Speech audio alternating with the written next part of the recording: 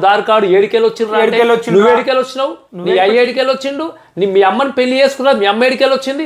ఇదేముంది సిటీలో కానీ ఎక్కడ ఏడికెళ్ళి బతకనీకి వచ్చినావురా? నువ్వేమన్నా పైకెళ్ళి ఏమన్నా ఇక్కడ అగ్రిమెంట్ చేసుకుని వచ్చినావా అంటావు. తప్పే ఒప్పే.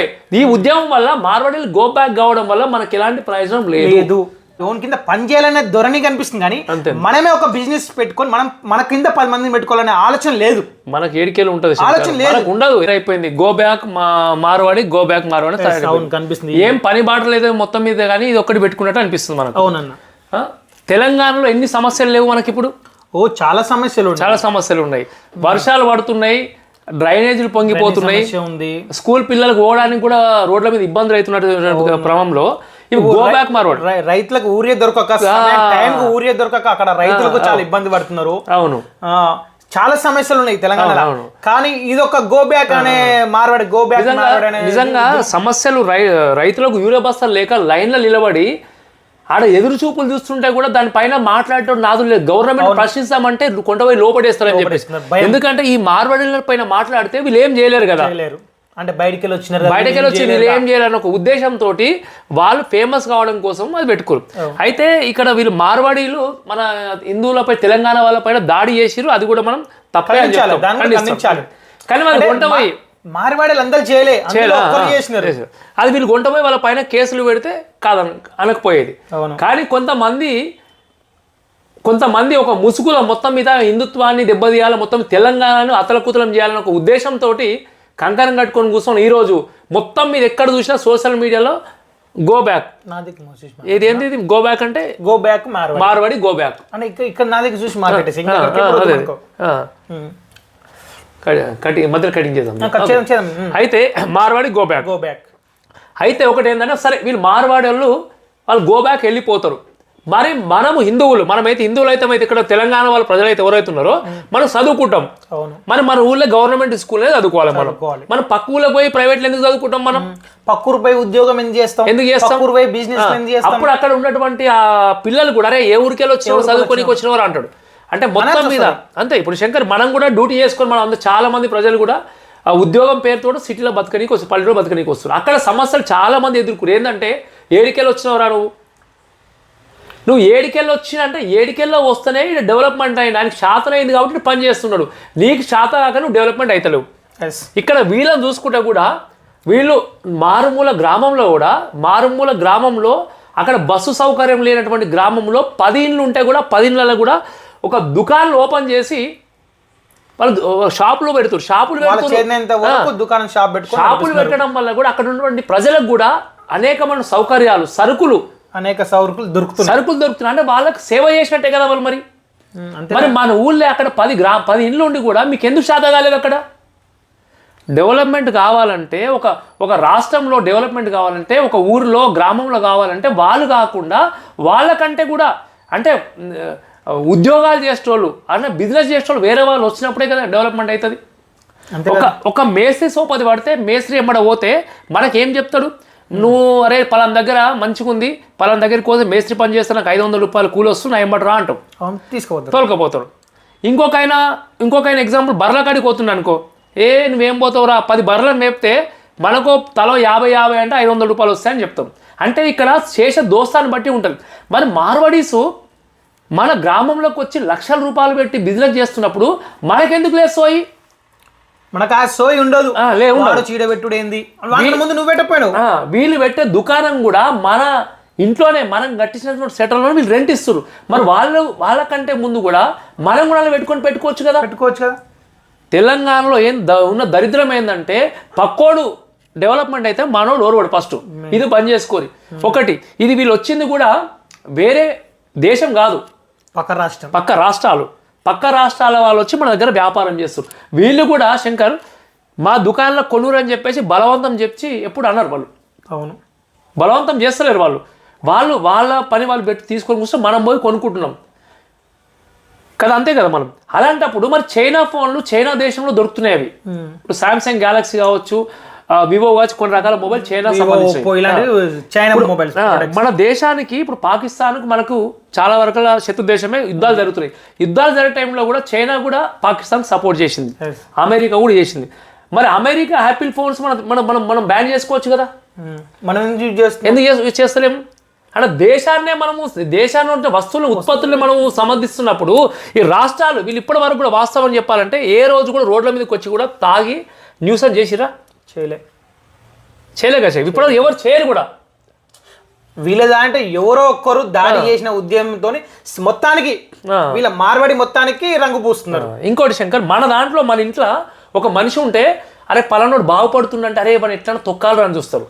వీళ్ళ దగ్గర ఏంటంటే వీళ్ళు డెవలప్మెంట్ కావడం కోసము వాళ్ళ ఊరికెళ్ళి ఒక మనిషిని తీసుకొచ్చి పావుల వడ్డీకి చిన్న తక్కువ వడ్డీకి ఇచ్చి దుకాణాలు పెట్టిస్తారు, వ్యాపారంలో ఎదుగుమని చెప్తారు. వాళ్ళకున్నంత సోయి మనకెందుకు లేదు? ఈరోజు మనకు చేతగాక మనం పెట్టుబడి పెట్టలేక మనము రూపాయి పెట్టుబడి పెట్టి ₹2 రావాలంటాం. మనం వీళ్ళు ₹1,00,000 వాళ్ళు ₹1,00,00,000 పెడతారు. వాళ్ళకున్న ఓపిక ఉంటుందా? మనకు ఓపిక ఉంటుందా? మనం వాళ్ళు మార్నింగ్ 5 గంటలు లేచి లక్ష్మి పూజ చేసుకొని ఒక షాప్ ను చదువుకొని 10 గంటలకు లేస్తాం, 10 గంటలకు మెల్లగా మేలుకుండి మనకు కావాల్సింది ఒకటే 10 గంటలకు లేచి వచ్చి తీస్మార్ కాడు వాడు దారి కాడు ఏడికెళ్ళి వచ్చిండ్రు, నువ్వు ఏడికెళ్ళి వచ్చినావు, నీ అయ్య ఏడికెళ్ళి వచ్చిండు, మీ అమ్మని పెళ్లి చేసుకున్నావు, మీ అమ్మ ఏడికెళ్ళి వచ్చింది. ఇదేముంది సిటీలో కానీ ఎక్కడ ఏడికెళ్ళి బతుక నీకు వచ్చినావురా? నువ్వేమన్నా పైకెళ్ళి ఏమన్నా ఇక్కడ అగ్రిమెంట్ చేసుకుని వచ్చినావా? నువ్వు కూడా 60 ఏళ్ళు 70 ఏళ్ళు 100 ఏళ్ళు గట్టి కష్టపడితే 70 ఏళ్ళు బతకడానికి వచ్చినావు. నువ్వు కూడా పెద్ద అదే అమీరేమన్నా నువ్వు ఏడికెళ్ళి వచ్చినావురా? నిజంగా ఇది ప్రతి ఒక్క ఊళ్ళే కాదు, ప్రతి ఒక్క సిటీలో బతకనీకో నువ్వు ఏడికెళ్ళి వచ్చినావురా? వాడు ఏడికెళ్ళి వచ్చినా వాడు పెద్ద తుడుముకాడు, ఎందుకంటే కష్టపడుతున్నావు. నువ్వు ఇక్కడనే ఉట్టి కూడా నువ్వేం పీకినావని నిజంగా ఇక్కడనే ఉట్టి కూడా నీకు 30 సంవత్సరాలు నీకు ఏజ్ వస్తే కూడా నువ్వు ఏం చేసినావు? నువ్వు 30 సంవత్సరాలలో ఇదే ఉంది దరిద్రం. ఏడికెళ్ళి వచ్చినావు. మరి ఆయన వచ్చిండు, ఆయన ఉన్న ఊర్లో ఉండాలి, పక్క ఊరికైనా పోతాం. మన పిల్లలు చదువుకుంటే అమెరికా పోవాలి, జపాన్ పోవాలి, ఆస్ట్రేలియా పోవాలి, మనం అంతా పోవాలి. మరి వీళ్ళు రావద్దా? వాళ్ళు వస్తేనే కదా ఇక్కడ డెవలప్మెంట్ ఉంది. యుద్ధం అనేది మన దేశం పైన మనము ప్రకటించకూడదు, ఇతర దేశాల పైన మన శత్రు దేశాలు ప్రకటించుకోవాలి. మన దేశం పైన మనం ప్రకటించుకొని మన దేశాన్ని ఆర్థిక సంక్షోభం అంటే మొత్తం మీద మన దేశం లాస్ చేసే ప్రయత్నం చేస్తున్నాం. మనం కొట్టుకుంటే ఎదురు వాళ్ళకి ప్రెస్ అవుతుంది, సంతోషినట్టు అవుతుంది. కాబట్టి ఇప్పటికైనా బుద్ధి తెచ్చుకొని కొంతమంది తెలియని అజ్ఞానులు ఉన్నటువంటి వాళ్ళు ఈ ఏంటంటే ఈ కొట్లాటలు పెడుతున్నారు. మొత్తం మీద ఓ దేశంలో ఒక ప్రాంతంలో రెచ్చగొట్టే ప్రయత్నం చేసి మొత్తం మీద మన కులాల మధ్యలో రెచ్చగొడుతున్నారు. కులాల పరంగా, రాజకీయ పార్టీల పరంగా. ఇప్పుడు ఇది నువ్వు ఇందాక మధ్యాహ్నం అన్నావు శంకర్, కొద్ది రోజులు అయితే మా జిల్లాలో ఇంకో జిల్లాకు రావద్దు. ఇప్పుడు రాష్ట్రాలు దేశాలుగా మారే అవకాశం, మా జిల్లాకు రావద్దు. ఆ జిల్లా అయిపోయిన మీ మండలం పక్క మండలం రావద్దు, ఈ మండలం రావద్దు. పక్క మండలం వచ్చి దుకాణం పెడతాడా? ఇదే వ్యవహారం నడిస్తే కొన్ని రోజులు అయితే మా ఊరికి మీ ఊరికి రావద్దు. మా ఊరు మీరు ఇనుప కంచెలు వేసుకొని అటువంటి స్థితి తీసుకొస్తారు. కాబట్టి ఇప్పటికైనా ప్రభుత్వం కూడా దీనిపైన ఆలోచించాలి. ఆ ఉద్యమం కరెక్ట్ కాదు. ఈ ప్రాంతాల విభేదాలు తీసుకురావడం కరెక్ట్ కాదు. మీకు చేతనైతే ఉద్యమంలో చేసేవాళ్ళు మీకు చేతనైతే మీరు చేసుకోరు. మీతో ఎవరు ఆవటం లేదు కదా. రాజ్యాంగం మన దేశంలో రాజ్యాంగం రాష్ట్రాలకు సంబంధించి లేదు. పలానా రాష్ట్రానికి ఇది అని లేదు. రాజ్యాంగంలో దేశం మొత్తం ఒకటే రాజ్యాంగం ఉంది. ఆ దేశంలో జనగణమన అనే గేయంలో కూడా పంజాబ్ గుజరాత్ అన్ని టోటల్గా రాసి ఉంది. ఒకవేళ మీరు అనుకున్నట్టుగానే రాష్ట్రాలు వేరే అనుకున్నప్పుడు ఆ గేయాన్ని ఆలపించే పాడడం అనేది ఎవ్వరొక్కరికి కూడా సాధ్యం కాదు. అది సాధ్యమయ్యే పనే కాదు. మొత్తం మీద అయితే ఒకరు గుర్తుపెట్టుకొని ఈ ఉద్యమాన్ని అయితే మేమైతే తీవ్రంగా ఖండిస్తున్నాం. కాబట్టి ఇప్పటికైనా బుద్ధి తెచ్చుకొని ప్రభుత్వం పైన నిజంగా ప్రభుత్వం ఎన్నో హామీలు ఇచ్చి అధికారంలోకి వచ్చి అట్టర్ ఫ్లాప్ అయిపోయింది. అది చెప్పే దమ్ము మీకు లేదు. దాన్ని నిలదీయరు. ప్రజల సమస్యల గురించి సంఘం ఇంకా ఇది ఒక ఫేక్ సంఘం. ఈ సంఘాన్ని ముంగట వేయించుకొని ఇంకోటి చెప్పాలా, ఈ సంఘం అంట రిజిస్ట్రేషన్ చేయించుకోవడం, దీనికంట ప్రెసిడెంట్ అంట అధ్యక్షుడు అంట మొత్తం మీద ఇది పనికిరాని సంఘానికి ఇంకో దీన్ని పెద్దగా తీసుకురావడానికి ప్రయత్నం గొడవలు చేస్తారు. కాబట్టి దీన్ని అయితే మామూలుగా అయితే ఎవ్వరు దీన్ని ఒప్పుకోరు. కాబట్టి ఒక్కసారి ఆలోచించు. ఒకవేళ ఇందులో ఉన్నటువంటి సభ్యులు ఎవరైనా సరే, ఈ మార్వాడి గోబ్యాక్ అనే సభ్యులు ఎవరైనా సరే, మీరు ఒకవేళ సంఘాన్ని నడపాలనుకుంటే ఫస్ట్ నువ్వు ఏడికెళ్ళి వచ్చినావు, మీ నాన్న ఎక్కడి నుంచి వచ్చింది, మీ తాత ఎక్కడి నుంచి వచ్చిండు, మీ అమ్మ ఎక్కడి నుంచి వచ్చింది, ఇవన్నీ చూసుకొని మీ పుట్టుపూర్వం చూసుకొని తర్వాత నువ్వు వేరే ఊరికి పోవద్దు, ఉద్యోగం చేయొద్దు. అట్నే నీ పిల్లలు కూడా వేరే రాష్ట్రానికి పోయి చదువుకోవద్దు. అన్నీ మీరు అనుకుంటేనే నీ గ్రామం వరకు నీ ఉన్నటువంటి ఏరియా వరకు అనుకుంటే మాత్రం దిగండి. లేకపోతే మాత్రం అయితే మీ పైన తిరుగుబాటు చేస్తారు. ఎందుకంటే ఇప్పుడు ఇది కరెక్ట్ అన్నప్పుడు అది కూడా కరెక్టే కదా, అంతే కదా శంకర్. అంతేగా. ఇప్పుడు మీకు చేతన అయితే వీళ్ళ దగ్గర వస్తువులు కొనొద్దు అనుకుంటే మన వాళ్ళ దగ్గర కొనుక్కోరి, అది పోయే చేత కాదు. పక్కన ఇప్పుడు మార్వాడి షాప్ పక్కనే మన హిందువులది ఉంటుంది, మన మన తెలంగాణ వాళ్ళది ఉంటుంది. అది ఎందుకు ఓన చేత కాదు మీకు? అడిగి పోతారా? అడిగి పోరు. వీళ్ళ దగ్గర వీళ్ళకి మనం ఏదైనా బిజినెస్ పరంగా మన తెలంగాణలో కూడా ఇది మన బోర్వెల్సే కావచ్చు శంకర్, మేము పొల్యూషన్ వీళ్ళకి ఏదైనా పని చేస్తే వాళ్ళు రూపాయి లేకుండా పర్ఫెక్ట్గా ఇస్తారు డబ్బులు కూడా. ఈరోజు ఎంత మాట్లాడితే గంతేస్తారు. మన వాళ్ళు ఇస్తారా? ఇయ్యడం కోసం చెప్పులారు కదా ఇంటికాడికి తిరిగితే ఆ టైంలో దెంకపోతున్నా నేను నీకు, నీకేమన్నా ఎక్కువ మాట్లాడుతున్నావు, ఇంటికాడికి వచ్చి లొలి చేస్తున్నావు, నీకు బాకున్నా నేను పైసలు ఇస్తాపో, మెల్లగిస్తాపో. ఇల్లు కట్టుకుంటారు ఈరోజు, ఒక ఇల్లు కట్టుకుంటే నిజంగా ఇల్లు కట్టుకుంటే ఒక ఇసుకేస్తాడు, ఓ సిమెంట్ వేస్తాడు, స్టీల్ వేస్తాడు. పైసలు అంటే ఏమంటాడంటే ఇస్తాపో, హలో ఏడున్నా మళ్ళున్నా ఇదే ఊరు నేను అలానే ఎమ్మెల్యే దగ్గర ఉన్నా, ఏం నాటకాలు ఆడుతున్నావా, గిలాంటివి ఉంటాయి. సరే ఫోన్ లేపడు, ఇంటికాడికి పోతే ఏమైతే లాస్ట్కి వస్తే, ఇంటికాడికి పోతే ఇక సిచ్యువేషన్ ఇట్లా ఉంటుంది. ఇంటికాడికి వచ్చినావు దెంకపోతున్నాను ఏమన్నా అంటాడు. మరి ఇంటికాడికి రావద్దంట బాయ్, ఫోన్ లేపు. మరి ఏడికెళ్ళి రావాలి పైసలు, ఏడికెళ్ళి వస్తాయి పైసలు? ఇలాంటి ఆలోచన, ఇటువంటి బెదిరింపులు. మళ్ళీ ఎమ్మెల్యేలకు వాళ్ళ దగ్గర ఫోన్ చేయాలో అన్నా గిట్లా అన్నారు అని చెప్పి మనం చేసే లుచ్చ పనులు, ఆ లుచ్చ పనులు సమర్థించడానికి మరి కొంతమంది నాయకులు మనం వీళ్ళు ఎప్పుడైనా చూస్తారా, చేస్తారా శంకర్? వీళ్ళు ఎప్పుడైనా చేసిరా? మనకు ఇస్తామంటే ఇస్తాం, గింతిస్తామంటే గింతిస్తాం, ముందు కొటేషన్ అంటే పర్ఫెక్ట్గా ఉంటారు. మన వాళ్ళు పర్ఫెక్ట్గా లేకనే, ఒక మాట మీద నిలబడకనే, ఓర్వలేనితనం ఉంది కాబట్టి, చాతగాక దమ్ము లేక మనోళ్ళు ఏమనంట, వీళ్ళు బిజినెస్ చేసుకుంటే వీళ్ళని పెట్టుకుంటారు అంటారు. మరి మనోళ్ళకి చేతన అవుతుందా? మనోళ్ళకి సోయి ఉంటుందా? వీళ్ళంతా ఈవ్రంగా ఉంటారా? పోతే రాత్రి 1 గంట దాకా వీళ్ళు నమ్మకంతో పని చేస్తారు. కొన్ని షాపులు రాత్రి 12 అవుతుంది, మామూలు నమ్మకంతో పని చేస్తారు. 12 గంటలు. మన వాళ్ళు పోతారా?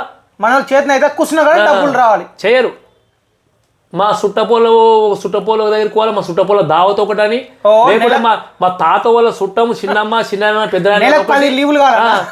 బర్త్డే అని, మా సుట్టపోల బర్త్డే, మా ఫ్రెండ్ బర్త్డే, ఈ బర్త్డే, ఆ బర్త్డే అని ఉన్నోళ్ళు అందరు పేర్లు చెప్పి ఈ రోజు వీళ్ళు వస్తారు డ్యూటీకి వచ్చి, అన్నా నేను రేపు వస్తారు, ఎందుకు వస్తలేమంటే అన్న నాకు కడుపున వస్తుంది, దావుతుంది, పవన్ కళ్యాణ్ సినిమా పడ్డది, పలానా సినిమా పడ్డది, ఇవన్నీ చెప్పుకుంటూ పోతే లాస్ట్కి వస్తే మనల్ని పనిచేయరు. మొత్తం మీద ఎక్కడ కూడా తెలంగాణ రాష్ట్ర వ్యాప్తంగా ఉన్నటువంటి వర్క్ కూలీలు కావచ్చు, హార్డ్ వర్క్ చేసిన ఇతర రాష్ట్రాల నుంచి ఎందుకు వస్తున్నారు అంటే మనం చేయలేకపోతున్నాం. దీంతో పాటు వాళ్ళందరూ నిలగొడితే మనోళ్ళు చేస్తారా?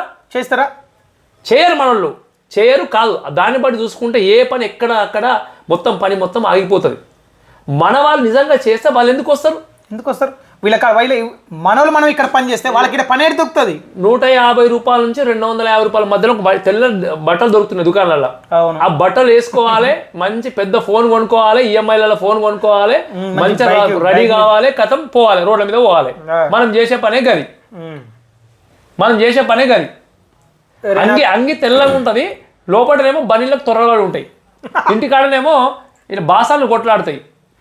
కానీ రుబాబ్ మాత్రం తెలంగాణ రుబాబ్ మాత్రం మామూలుగా ఉండదు మనది. మనం అంటే కొద్ది మంది, అందరు కాదు. రుబాబ్ మాత్రం మామూలుగా ఉండదు.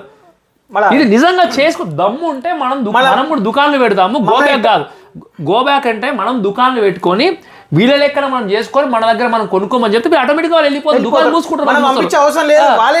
కొట్టకుండా తిట్టకుండా హోటల్ విసుకోవాలంటే మనం కష్టపడాలి, కొట్టగా హోటల్ విసుకోవాలి అంటే మనం కష్టపడితే వీళ్ళు వెళ్ళిపోతారు. కొట్ట తిట్టకుండా మందు పెట్టాలంటే ఇదే పని.